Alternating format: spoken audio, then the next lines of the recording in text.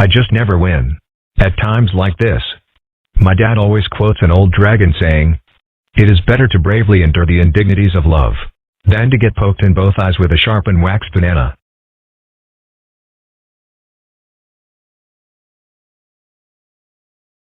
Sometimes the simplest wisdom is the greatest. Those times must be nice. Look at it this way, Stefan. At least you have someone to play Dungeons and Dragons and watch TV shows about aliens with. We're 10. The older we get, the more nice girls are going to notice they're better off with nice boys. By the time you're 30, you'll probably be surrounded by nice girls, I guess. And until then, we'll just have to live with the interesting ones. Die, ants, die. The elf hits you with the carpet sample of pain. 9 points damage. Darn it, and I already used up my gobstopper of protection. They do have a lot in common. I think that's what's important right now. Yeah. There's plenty of time for silly games in high school. Yeah. So, we going to spend the rest of the day playing pin the piece of cheese on the picture of Ayn Rand? I don't have any other plans. Hey, Ozzy. Do you suppose everybody sees colors the same? What do you mean? Well, I mean, we both look at that tree and think green, but is it the same green? Does the world look the same through other people's eyes? I dunno. I suppose there's no way to know for sure. Yeah, I guess.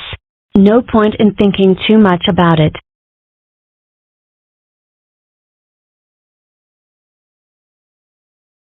Phone, son. Hello? Hey, man. This is Jeremy. Jeremy who?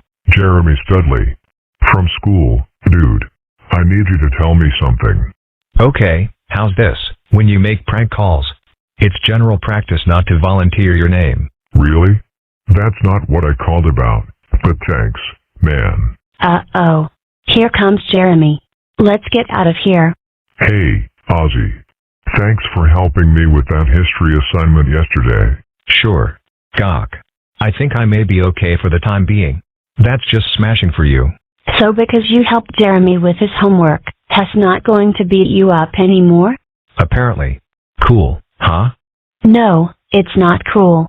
It changes my preconceived ideas about things. Accepting that a horrible person like Jeremy has a sense of decency, however rudimentary, complicates my world. Is it too much to ask that people behave according to patterns I understand? I'm not sure how you want me to answer that. See? My point exactly. Sometimes it's best to just be silent and listen to the rain. Yeah.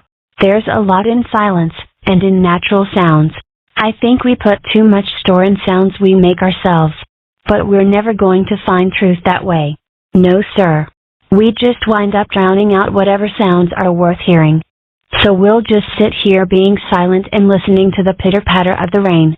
And in no way interfering with it. We'll quietly absorb its wisdom and not get in the way by drowning it out by saying things we already know. Because there's a time to talk and a time to what? Nothing.